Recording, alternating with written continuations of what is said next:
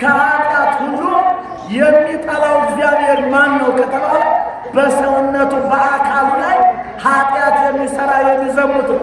ዛሬ ስለ ዝሙት ቢወራ ሳቅና ጨዋታ ነው እንጃ መንፈስ ስጋው ቀርቶ ወደ መንፈሳዊው ሳይመጣ ጎራ ሳይል አይቀርም። በተለይ ዝሙት ዛሬ እንደ ቀልድ እንደ ዋዛ እንደ ዘበት ታይቷል ምዕመናን። ስለዚህ ይህን ምን አለው መጽሐፍ? ሰፊ መንገድ ሰፊ ቦታ ብሎታል። ስለዚህ ወብዙኃን ለይበጉ ውስቴታ ወደ እሷ የሚገቡ ብዙዎች ናቸው አለ። ዓለም ሁሉ ወደዛ እየሄደ እያያችሁት ነው። ዛሬ ምዕመናን ክርስቶስ ጠባብ መንገድ ናት፣ መቃን ፍኖት የምታስጨንቅ መንገድ ናት። እሷ ግን የምትወስደው ወደ ሕይወት ነውና ወደ ጠባቧ በር ግቡ ብሎናልና እግዚአብሔር በቸርነቱ በወንጌል መንገድ እንድንሄድ ይፍቀድልን።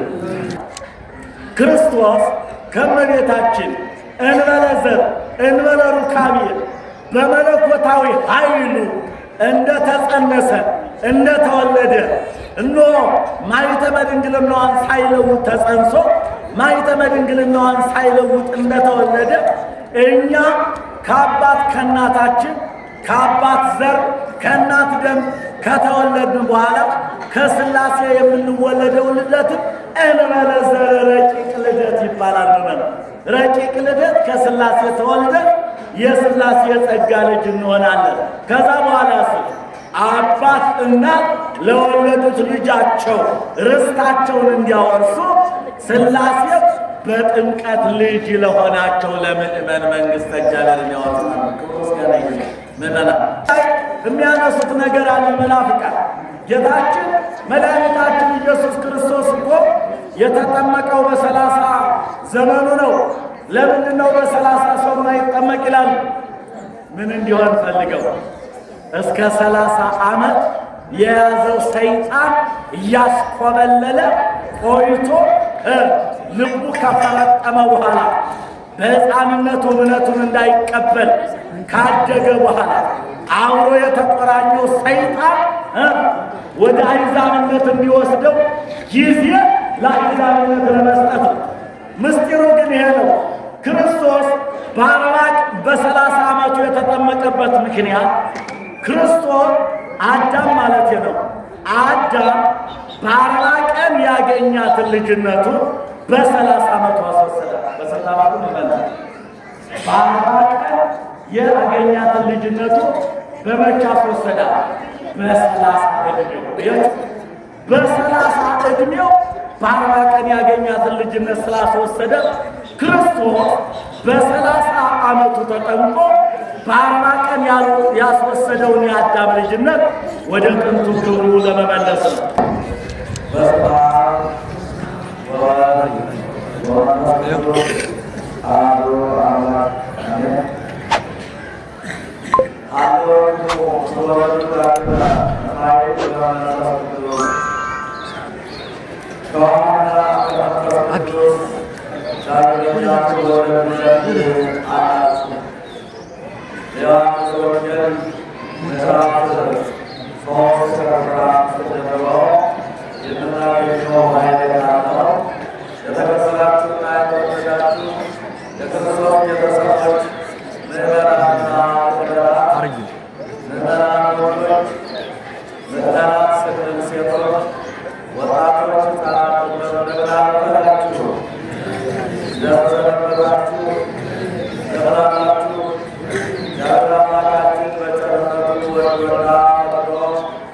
እንግዲህ የጾማችን መጠናቀቂያ ሳምንት ወደሆነው ወደ ኒቆዲሞስ ወደ ዛሬው ዕለት ያደረሰን እግዚአብሔር ደግሞ በቸርነቱ ጠብቆ ለብርሃነ ትንሣኤው ለዕረገቱ ያደርሰናል።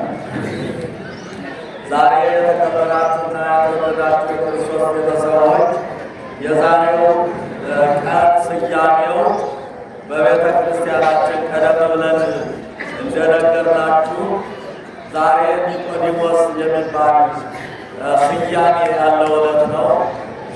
ኒቆዲሞስ ማለት አንድ የኦሪት መምህር ነው። የኦሪቱን ብሉይ ኪዳን የተባለው ልቡና፣ ሕገ ኦሪት፣ ዘመነ ነገሥት፣ ዘመነ ካህናት የሚባሉ በአራት ተከፍላ ብሉይ ኪዳን እንግዲህ ኦሪት በአራት ዘመን ነውና የተከፈለችው። ይህን ያስተምር የነበረ በኦሪቱ የነበረ መምህር ነው ማለት ነው። ስለዚህ ይህ መምህር ዛሬ የምናስበው የምናስታውሰው ያ ትንቢት ሲነገርለት የነበረው ጌታ ከሦስቱ አካላት አንዱ አካል እግዚአብሔር ወልድ ወደዚህ ዓለም ወርዶ ከእመቤታችን ከድንግል ማርያም ተወልዶ በአጭር ቁመትና በጠባብ ደረት በእኛ አካል ተወስኖ ለ33 ዓመት ከ6 ወር በዚች ምድር አስተምሯልና በዛን ዘመን ያመነበት ነው ማለት ነው። አሁን ቀኑ ይህ ዕለት የተሰየመ በሱ ዕለት ነው።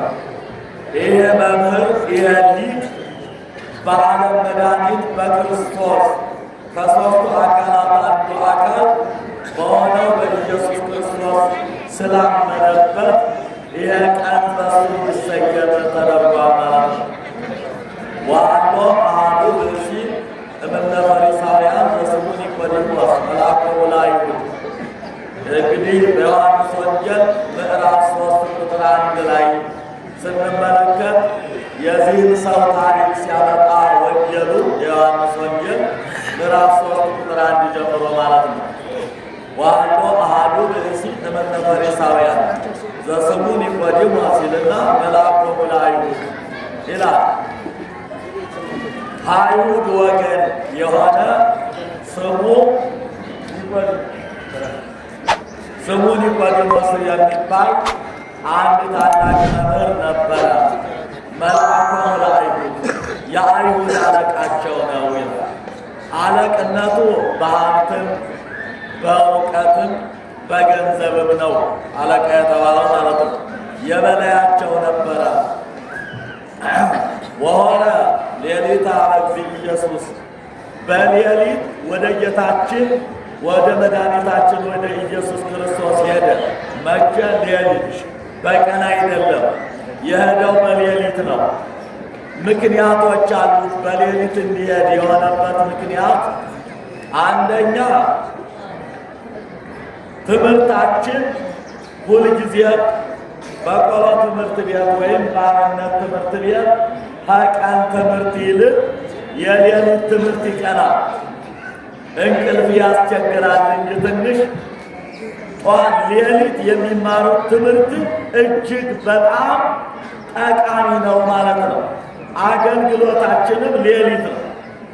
ምናልባት አንዳንድ ጊዜ አጽዋማት በሚሆኑበት ጊዜ ቀን ቅዳሴው 9 ሰዓት ስለሚሆን የቅዳሴውን ሰዓት ለመጠበቅ ብለን ቀን የምናገለግለው አገልግሎት አለን እንጂ ከቀኑ ይልቅ የሚመች ምንድነው? ሌሊቱ ነው ማለት ነው። ሌሊት የቀን ልብ ባካና ነው ይላል። የሌሊት ልብ ግን ምንድነው? ክት ነው ይላል። ልብ ይከተታል ሌሊት። በሌሊት ትምህርት ለማጥናት ነው። የሚያጠናው ከክርስቶስ ነው።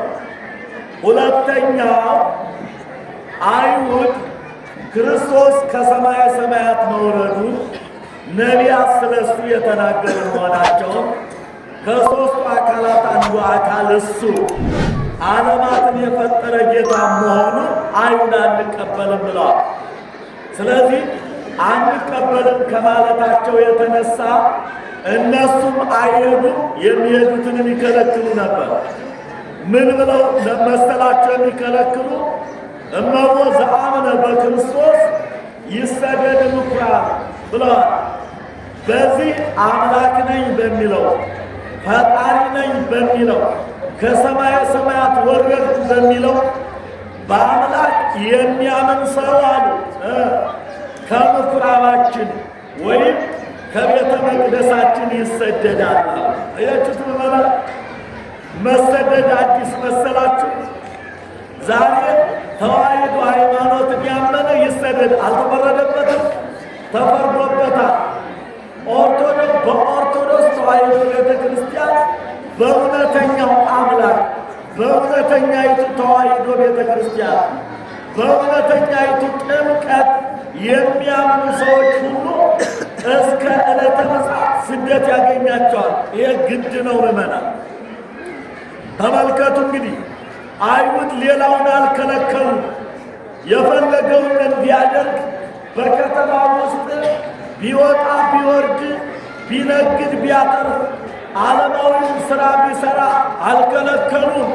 የከለከሉት ምንድን ነው ከተባለ በአንዱ አምላክ በኢየሱስ ክርስቶስ የሚያምን ግን ይሰደድ ምኵራብ፣ ከምኵራብ ይውጣሉ። አያችሁ፣ ከምኵራብ እንዲወጣ በማን የሚያምን ምእመናን? በክርስቶስ የሚያምን ዛሬ በተዋሕዶ የሚያምኑ ሰዎች አዲስ ሆኖባቸው ዛሬ በማተባቸው ብቻ በክርስትናቸው ብቻ እንዲሰደዱ ለምን ተደረገ የሚሏል። ተዋሕዶ ነው ያመኑት። ለምን ሰማያዊት ኢየሩሳሌም የምትባል ሀገር አለቻቸው። ሰማያዊ ንጉሥ ኢየሱስ ክርስቶስ የሚባል ጌታ በቀኙ ያቆማቸዋል። የማያልፍ ዓለም የማያልፍ ኑሮን ይሰጣቸዋል። ከክርስቶስ ጋር ሊገናኙ ነው። ክርስቶስ በዕለተ ምጽአት መጥቶ ኑ ኀቤየ ቡሩካኑ ለአቡ የትረሱ መንግሥተ ሰማያት ዘድልው ለክሙ እምቅድመ ይትፈጠር ዓለም። ዓለም ሳይፈጠር ያዘጋጀሁላችሁን መንግሥቴን ትወርሱ ዘንድ ኑ የሚል ጌታ ነገ መንግሥተ እግዚአብሔርን የሚያወርስ ጌታ ይመጣልና ከዛ ጌታ እንዲላቀቁ ነው ዲያብሎስ የሚያስተምር። ስለዚህ ወደ አሕዛብ የሚገባ ወደ መናፍቃን የሚደመር ዓለማዊ ሥራ የሚሠራ ያዙ ይልቀቁኝ የሚል በዚህ ዓለም ቢዘፍን ቢያጨበጭብ ቢያውካካ 24 ሰዓት እንደ መጋጃ ቢበላ ጠያቂ ነው። የሚጠየቀው ማን ነው ከተባለ ከጾመ፣ ከጸለየ፣ ካመለከ፣ ወደ ቤተ እግዚአብሔር ከሄደ፣ ከቆረበ፣ ከሰገደ፣ በተክሊል ከተጋባ፣ በአጠቃላይ በእውነተኛው መስመር ከሄደ ማን ይነሳበታል? ዲያብሎስና ሰራዊቱ መሰሎቻቸውን ምን አስነስተው ይዋጉታል ማለት ነው። ምእመናን ይህንን ተቋቁማናት ተዋሕዶ አልፋ የእግዚአብሔርን መንግሥት የምትወርሰው ይህ ነቢይ ይህ መምህር እመሆ ዘአምነ በክርስቶስ ይሰደድ ምኵራብ እምኵራብ። በክርስቶስ ያመነ ተው የባሕርይ አምላክ ነው።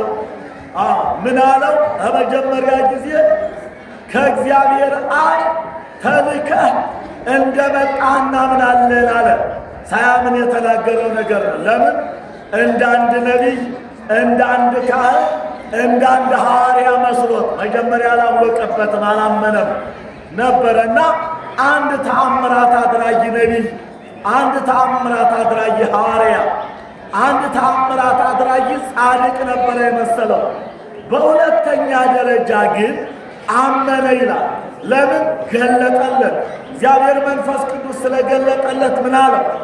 ከአብ አለው ከአብ አካል ዘእም አካል ባሕርይ ዘእም ባሕርይ ተወልደህ ልታስተምር መጥተሃልና አለ። እስመ አልቦ ዘይገብር ተአምረ ዘአንተ ትገብር አለ። አንተ የምታደርገውን ተአምራት ከቶ የሚያደርግ የለም አለ። ምን ሲያደርግ አይቶታል? አልጋህን ተሸከምና ትፈቅድኑ ትሕየው ልትድን ትወዳለህን? አትክደኝምን?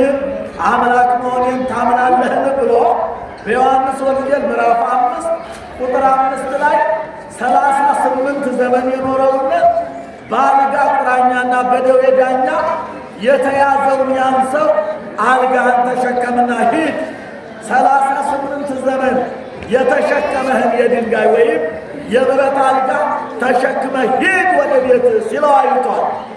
በዚህ ሰዓት ይህን ሥራ የሚሠራው የባሕርይ አምላክ ነው። ሂድ ብሎ የሚያዘዝ የሚችል ቀጥታ በቃሉ የሚፈውስና የሚያድን ይሄ በእውነት የባሕርይ አምላክ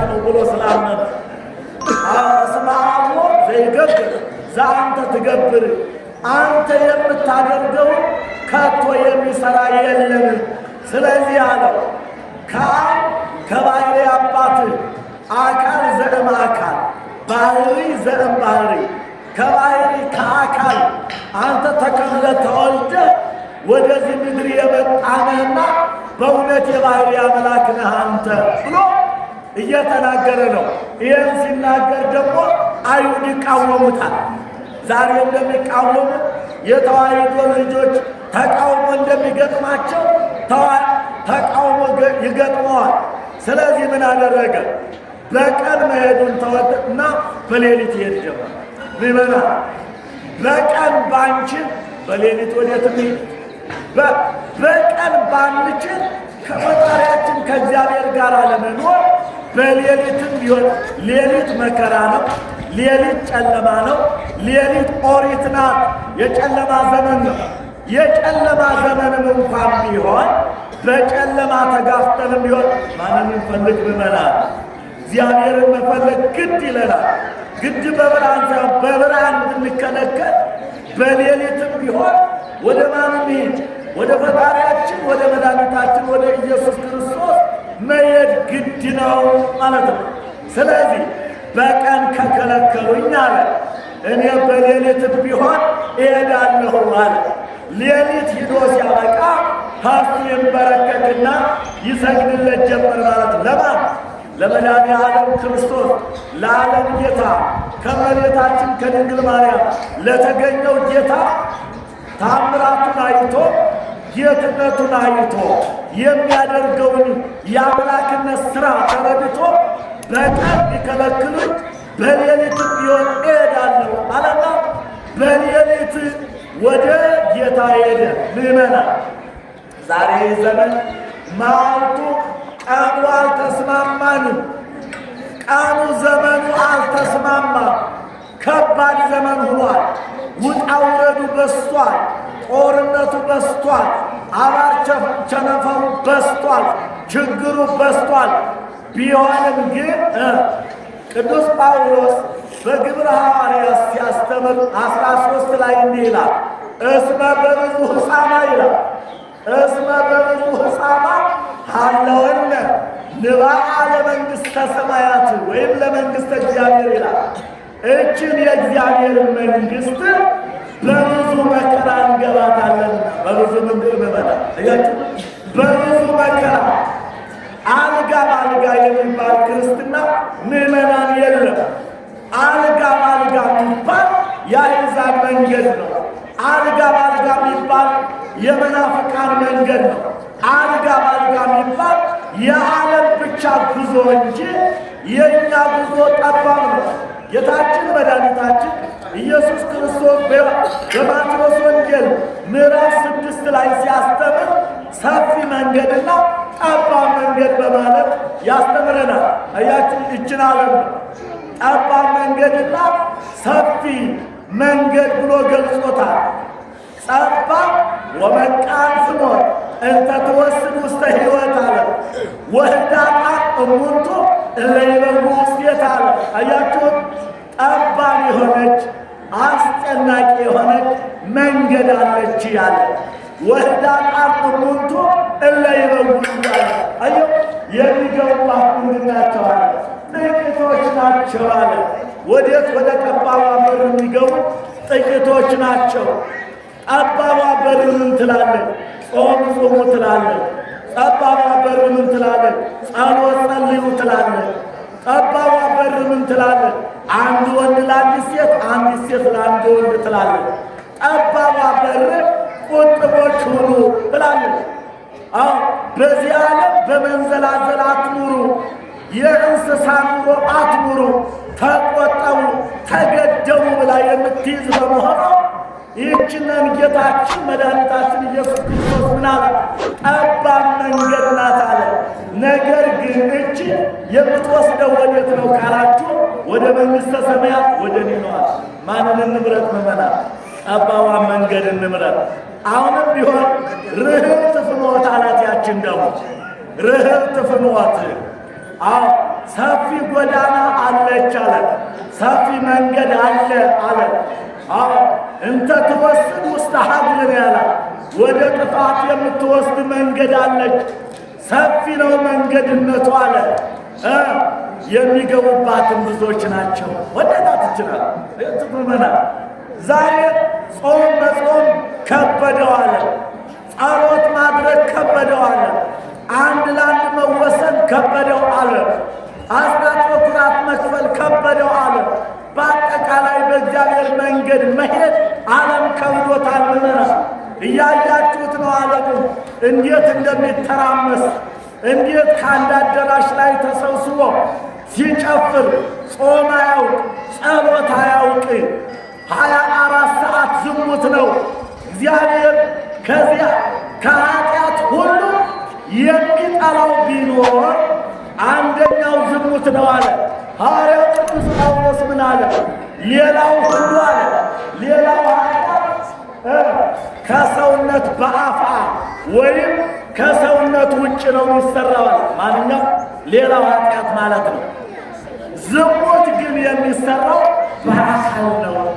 እያችሁ ዝሙት ግን የሚሰራው በአካል በሰውነት ነውና ከኃጢአት ሁሉ የሚጠላው እግዚአብሔር ማን ነው ከተባለ በሰውነቱ በአካሉ ላይ ኃጢአት የሚሰራ የሚዘሙት ነው። ዛሬ ስለ ዝሙት ቢወራ ሳቅና ጨዋታ ነው እንጃ መንፈስ ስጋዊው ቀርቶ ወደ መንፈሳዊው ሳይመጣ ጎራ ሳይል አይቀርም።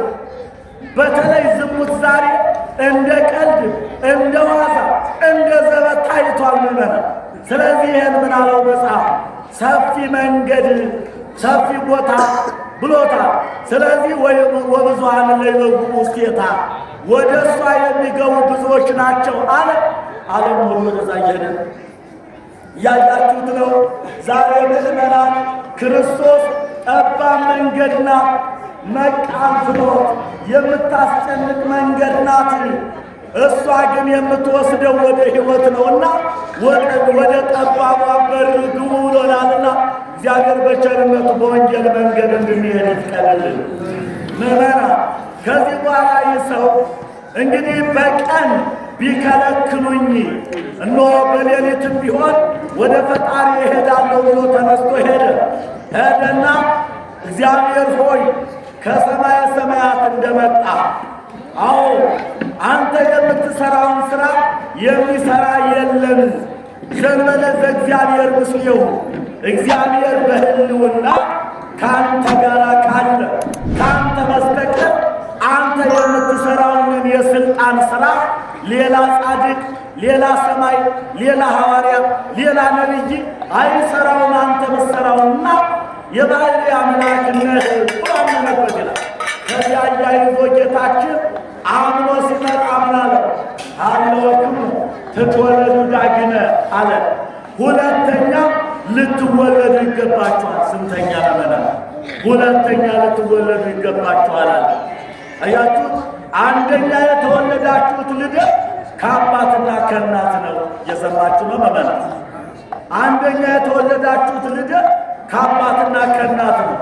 ከአባት ዘር ከእናት ደም ምንጊዜም ከአዳምና ከሔዋን ጀምሮ እስከ ዕለተ ምጽአት የሚኖር የሥጋዊ ልደታችን ይባላል።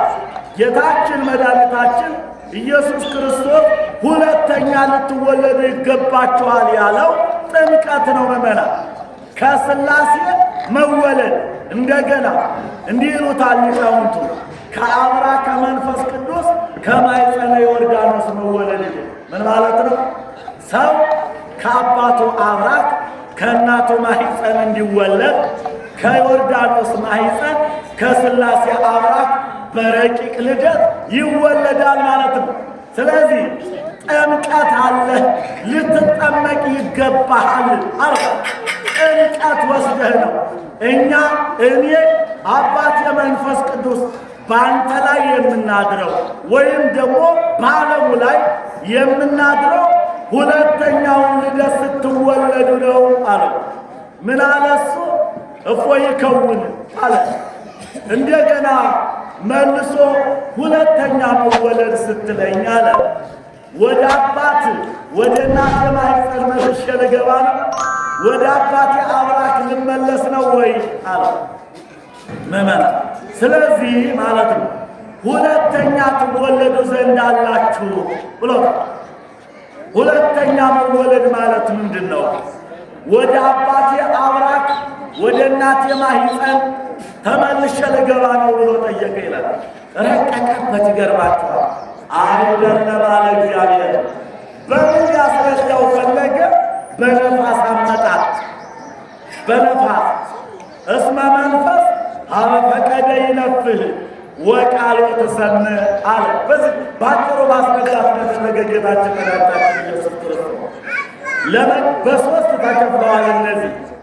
አንደኛ መንፈስ ረድኤት፣ ሁለተኛ መንፈስ ልደት፣ ሶስተኛ ነፋስ። ሶስቱ ናቸው በደረጃ ያስቀምጣቸዋል። መንፈስ ረድኤት አለው። የረድኤት መንፈስ መቼ የሚሰጥ? በብሉይ ኪዳን ክርስቶስ አምላካችን ሳይመጣ ይሰጥ የነበረው መንፈስ ረድኤት የመርዳት የበረከት መንፈስ ቅዱስ ይባላል። አዎ የሚከናወንበት ጤና የሚሰጡበት ነቢያቱ መጽሐፉን አጥበው እንግዲህ በአጠቃላይ ባሽክት ቅጠል ዘፍዝፈው ብለው እንደ ጥምቀት የሚረጩት ጊዜያዊ ማንጻት የሚደረግበት ይህ ምን ይባል ነበር? መንፈስ ረድኤት። መንፈስ ሀበ ፈቀደ ይነፍህ። መንፈስ ረድኤት አለ ወደ ወደደው ይሄዳል። ወይ ተአምር ሀበሂ ይመጽእ ወሀበሂ ያሐውር አለ። ያ መንፈስ ረድኤት ወዴትም እንደሚሄድ ከየትም እንደሚመጣ አታውቀውም ማለት ነፋሳውን ሲመጣ እናውቀዋል አናውቀዋል። የመንፈስ ረድኤት ቤት እንደሚያድር አታውቀው ማለት ለምን ቢባል እግዚአብሔር ሙሴን ኢያሱን ቀባዋል ይላል። ሙሴ ሊሞት ነው ምእመናን። ሙሴ ሊሞት ስለሆነ ጊዜው ስለደረሰ አንተ ቀጥሎ የሚሾመው ኢያሱ የተባለውና መንፈስ ረድኤትን አሳድርበት አለው ይላል። ሙሴ ኢያሱን ጠራና ባረከው፣ መንፈስ ረድኤትን አሳደረበት። በዚህ ሰዓት ያ መንፈስ ረድኤት ከሙሴ ተነስቶ ወደ ኢያሱ ሲሻገር ማየት ይቻላል። ማየት አይቻልም። አያችሁ፣ መንፈስ ረድኤት በወደደው ያድራል አለ ጌታችን። ነገር ግን አለ ያ መንፈስ ረድኤት ከሙሴ ተነስቶ ወደ ኢያሱ ሲያድር ወይም ሲሸጋገር አታውቀውም። ስለዚህ አለ ይሄ መንፈስ ቅዱስ ከእኛ ከሥላሴ የምትወለደው ልደት ረቂቅ ነው። እኛ ካህኑ ሲያጠምቅ በካህኑ ማጥመቅ አማካኝነት እኛ ሥላሴ በእናንተ ላይ እናድራለን። ስለዚህ የእኛ የሥላሴ የጸጋ ልጅ ትሆናላችሁ። ስለዚህ አባት ርስቱን ምድራዊት ርስቱን የሚያወርሰው ለወንድሙ ልጅ፣ ለእህቱ ልጅ፣ ለቤተሰቡ ምናልባት የዳረንጎት ያህል ሊሰጥ ይችላል እንጂ መጨረሻ ለማን ያወርሰዋል? መመና ለማን? ለወለደው ከአብራኩ ለከፈለው ልጁ ነው። አብራኩ ለተከፈለች ልጁ ነው የሚሰጠው። ስለዚህ ሀለወክሙ ትትወለዱ ዳግም ሁለተኛ ትወለዱ ዘንድ አላችሁ ያልኩ ከኛ ከሥላሴ አብራክ ከዚች ማኅፀነ ዮርዳኖስ ወይ ከዮርዳኖስ ማኅፀን እንደገና ረቂቅ መወለድ ማለት ነው። እኛ እኮ እመናን ክርስቶስ ከእመቤታችን እንበለ ዘር እንበለ ሩካቤ በመለኮታዊ ኃይሉ እንደተጸነሰ እንደተወለደ እነሆ ማኅተመ ድንግልናዋን ሳይለውጥ ተጸንሶ ማኅተመ ድንግልናዋን ሳይለውጥ እንደተወለደ እኛ ከአባት ከእናታችን ከአባት ዘር ከእናት ደም ከተወለድን በኋላ ከሥላሴ የምንወለደው ልደትም እንበለ ዘር ረቂቅ ልደት ይባላል። ረቂቅ ልደት ከሥላሴ ተወልደን የሥላሴ የጸጋ ልጅ እንሆናለን። ከዛ በኋላ አባት እናት ለወለዱት ልጃቸው ርስታቸውን እንዲያወርሱ ሥላሴ በጥምቀት ልጅ ለሆናቸው ለምእመን መንግሥተ እግዚአብሔርን ያወርሳሉ። ቅዱስ ገናኝ ምእመናን እኛ ሞኞች አይደለንም። ከውሃ መነከር ግድ ሆኖብን አይደለም። ወንዘ ታጠምቅዎሙ በሉ በስመ አብ ወወልድ ወመንፈስ ቅዱስ ነው እኮ። እነሆ ሁሩ ወመሃሩ አለ ጌታችን መድኃኒታችን ኢየሱስ ክርስቶስ በማቴዎስ ወንጌል ምዕራፍ 28 ቁጥር 19 ሁሩ አለ ወመሃሩ ውስተ ኩሉ አጽናፈ ዓለም ወደ ጽንፈ ምድር ሳይቀር ወደ አሕዛብም አገር ሳይቀር ሂዱ አለ። ወንዘ ታጠምቅዎሙ በሉ በስመ አብ ወወልድ ወመንፈስ ቅዱስ ስታጠምቋቸው በአብ በወልድ በመንፈስ ቅዱስ ስም አጥምቋቸው። እነሆ እኔ ከዛሬ ጀምሮ እስከ ዕለተ ምጽአት ከእናንተ ጋር ነኝ ይላል። የምንጠመቀው በ40 ቀን በ80 ቀን አምጡ አስጠምቁ የምንለው ግድ ከውሃ መነከር ሕግ ኑሮብን አይደለምኛ ልጅነትን ለማግኘት ነው። በ40 በ80 እንጠመቃለን። በ40ና በ80 የሆነበት ምክንያት አባታችን አዳም ኤላ ከተባለችው ምድር ተፈጥሮ 40 ቀን ከቆየ በኋላ በ40ኛው ቀን መላእክት መጥተው ልጅነትን ከእግዚአብሔር አሰጥተው ወደ ገነት አስገቡት። ይሄ ክርስትናው ነበር። እንደገና ሔዋንን ደግሞ 40 ቀን ጨምራ 80 ቀን ሆናት ማለት ነው። በ80 ቀኗ ደግሞ መላእክት ከሥላሴ ልጅነትን አሰጥተው ወደ ገነት አስገቧት። ይሄ ክርስትናዋ ነበር። መጽሐፈ ኩፋሌ ምዕራፍ 4 ቁጥር 9 ላይ አዳም በተፈጠረ ጊዜ አለ እነሆ 40 ቀን ሲሆነው እኛ ወስደን ወደ ገነት አስገባነው ይላሉ መላእክት። ሔዋንን እንዲሁ ሚስቱንም ይላል ሚስቱን ሔዋንን 80 ቀን ሲሆና ወስደን ወደ ገነት አስገባናት ይላሉ መላእክት። ዛሬ እኛ ወንድ ልጅ በ40 ሴት ልጅ በ80 እንዲጠመቁ የምናደርገው ትውፊታችን ተያይዞ የመጣው ይሄ ስለሆነ ነው እንጂ ዛሬ እኛ ግድ ከአሕዛብ ወገን ቢመጡ ከአረመኔ ቢመጡ በ100 ዓመቱ ቢመጣ እንቀበላለን። በ60 ዓመቱ በ70 ዓመቱ መጥቶ እጠመቃለሁ ቢል ተቀብለን ስናበቃ እናስገባዋለን፣ አንከለክለው። ነገር ግን ትውፊታችን በ40ና በ80 የሆነበት ምክንያት አዳም በ40 ቀኑ ወደ ገነት የገባበት ሔዋን በ80 ቀኗ ወደ ገነት የገባችበት። ከዚህ ላይ የሚያነሱት ነገር አለ መናፍቃን። ጌታችን መድኃኒታችን ኢየሱስ ክርስቶስ እኮ የተጠመቀው በ30 ዘመኑ ነው። ለምንድን ነው በ30 ሰው የማይጠመቅ ይላሉ? ምን እንዲሆን ፈልገው?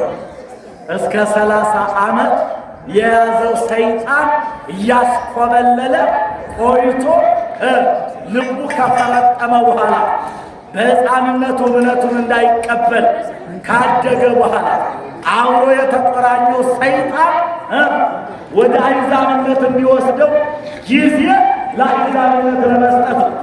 ምስጢሩ ግን ይሄ ነው። ክርስቶስ በ30 ዓመቱ የተጠመቀበት ምክንያት ክርስቶስ አዳም ማለት ነው። አዳም በ40 ቀን ያገኛትን ልጅነቱን በ30 ዓመቱ አስወሰደ። በ30 ዓመቱ ይመጣል።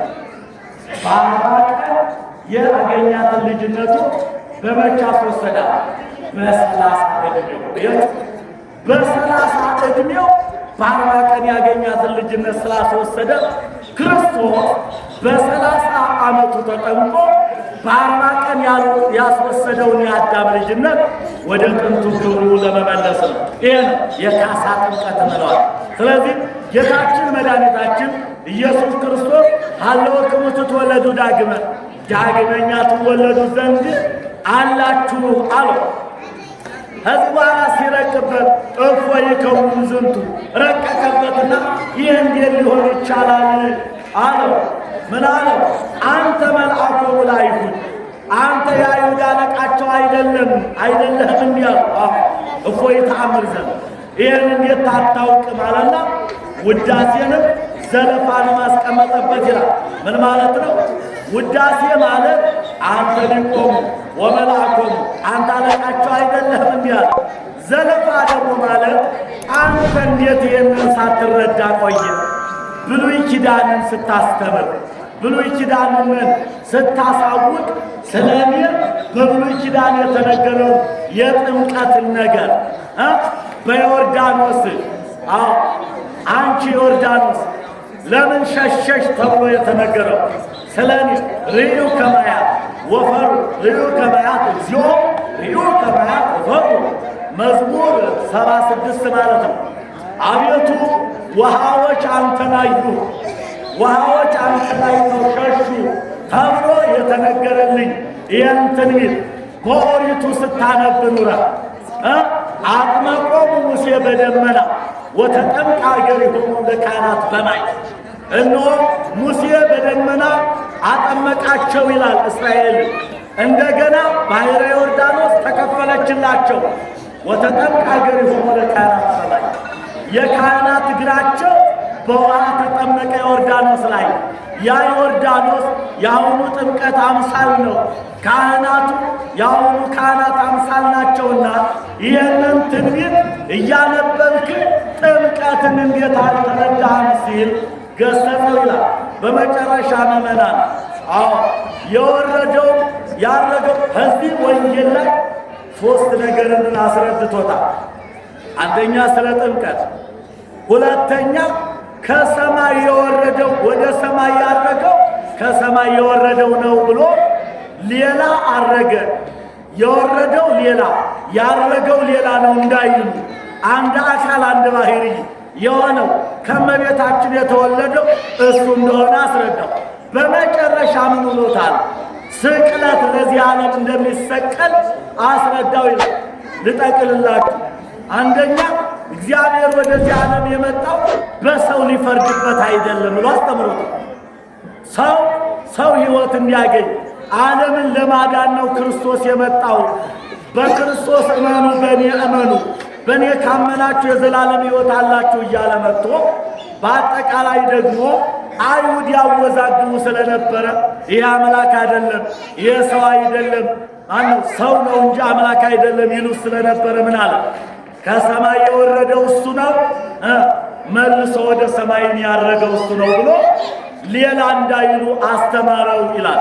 ለምን ሻው ለምን ፈለገው ይህን ነገር? የወረደው ሌላ ያረገው ሌላ አምላክ እንዳይል አስተማረው ይላል። ቀጥሎ ስለ ስቅለት አስተምሮ ይደመድማል አምላካችን በዚህ ወንጌል ላይ ወበከመ ሙሴ ሰቀሎ ለአርዌ ምድር በገዳም ከማሁ ሀለው ለወልደ እጓለ እመሕያው ይሰቀል ይላል። መጨረሻ ላይ ጌታችን መድኃኒታችን ኢየሱስ ክርስቶስ በስቅለት ደመደመ ማለት ነው። ከምስጢረ ሥላሴ የተነሳ ምስጢረ ሥጋዌን አስተማረ። ቀጥሎ ስቅለቱን ተሰቅሎ ሥጋውን ቆርሶ ደሙን አፍስሶ እንደሚያድነው በዚህ ወንጌል አስተማረው። ለማን? ለኒቆዲሞስ ለመምህሩ ማለት ነው።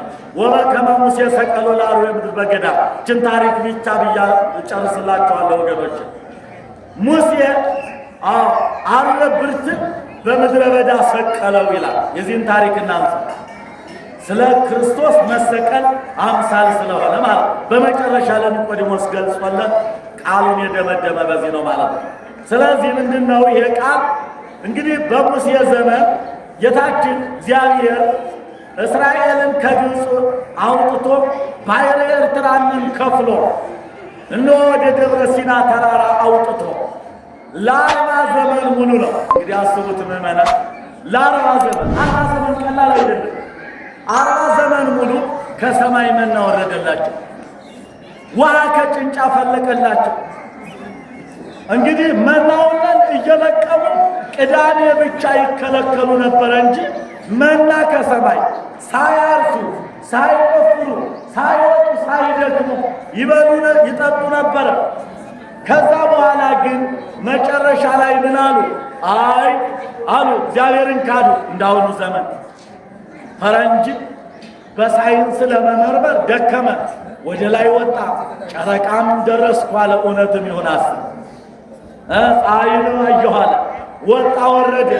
ከዛ በኋላ ሲደክመው ምንም ማግኘት የእግዚአብሔር ባህሪ እንኳን የእግዚአብሔር ባህሪ ስነ ፍጥረቱ ተመርምሮ አላልቀውስ አላልቅለት ሲል ምን አለ? የለም አለና ደመደመ። ይህ እንግዲህ ከእስራኤል የመጣ ነው። ምን አሉ እስራኤል? ምናልባት በዚህ ደጋ አሉ፣ በዚህ ደጋ ምንጩ ብዙ ስለሆነ አሉ መና ከደመና አውጄ አበላኋችሁ።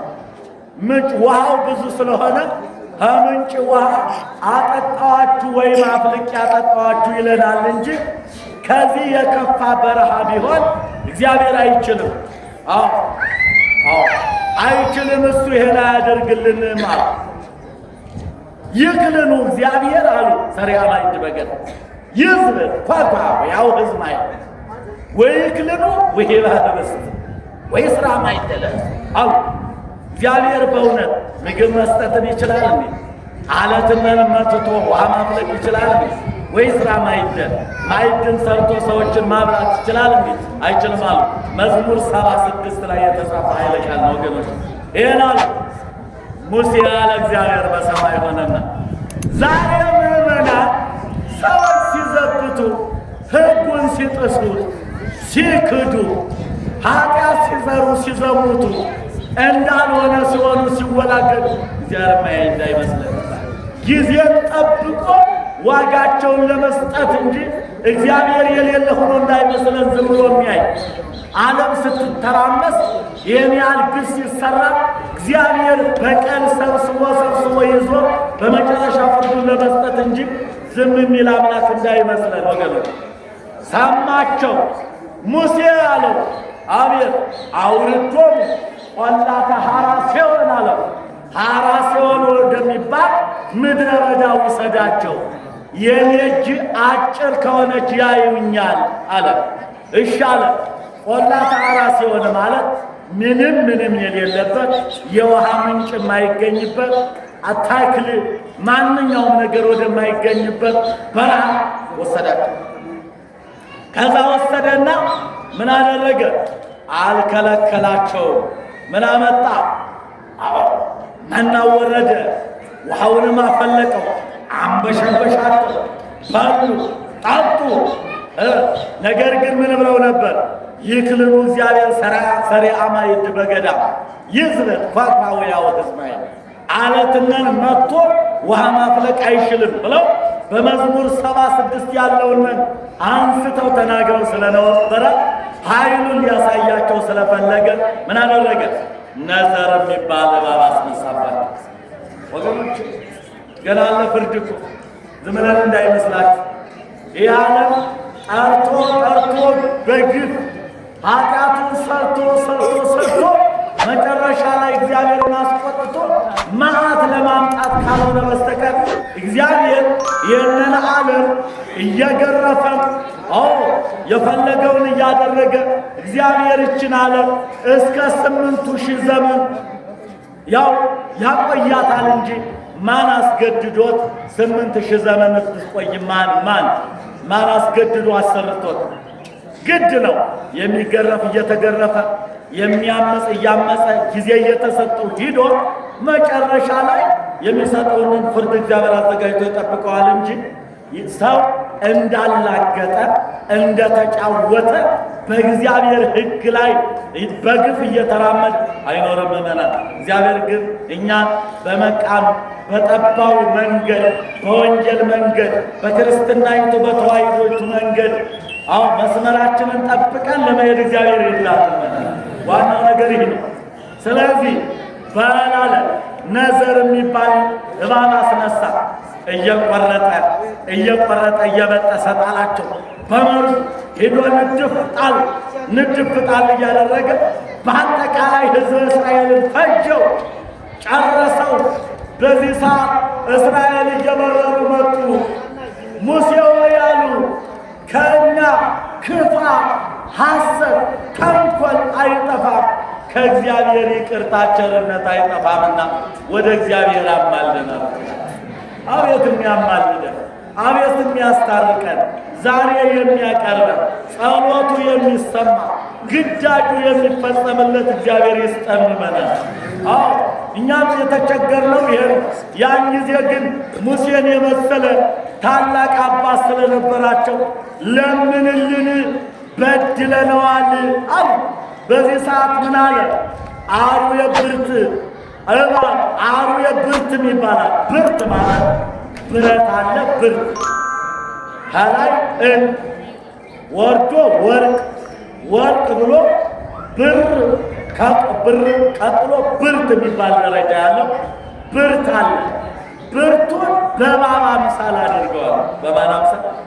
በእባብ ብርቱን ብርት የሚባለውን ያንን ኒኬል ብረት የእባብ ምስል መልክ አድርግበታል። ያንን ወስደህ ከተራራው ላይ ስቀልላቸው። አያችሁ፣ ደዌው እባቡ ነድፏቸው፣ እባቡ በልቷቸው፣ ደዌው ጸንቶባቸው መንቀሳቀስ ያልቻሉ ድምፅ ሲመታ እንደ ደወል ምታውና እንደ ደወል ስትመታው ድምፁ ይሰማል።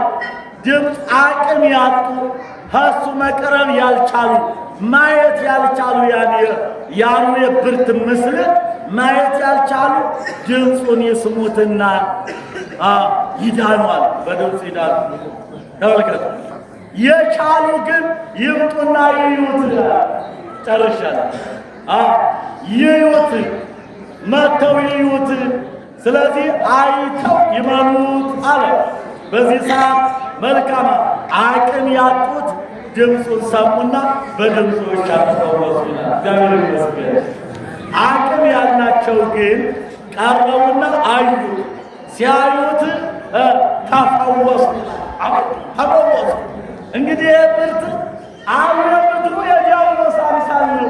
ለምን? አርዌ ምድር ወይም እባብ መርዝ አለው። ዲያብሎስ መርዛማ ነው፣ የዲያብሎስ አምሳል ነው። አርዌ ብርቱ ግን ጽሩይ ነው አለ። የጠራ ነው፣ ያ የክርስቶስ አምሳል ነው አለ። ተመልከቱ፣ ጽሩይ መሆኑ ጽሩይ የባህሪ ክርስቶስ ነው።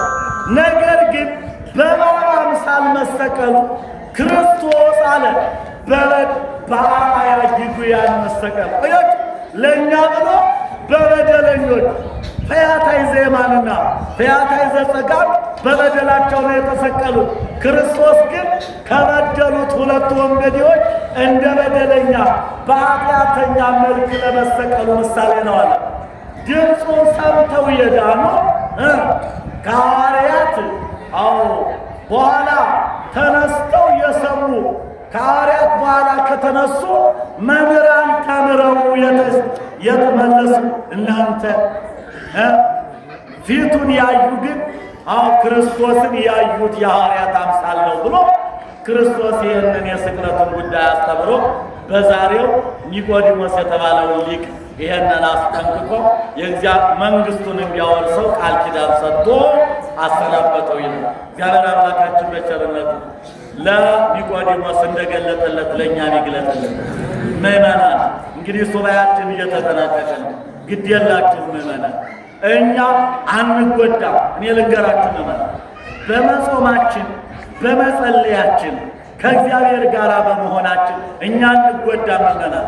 ዓለም ግን ወደማይሆን መንገድ እየሄደ ነው።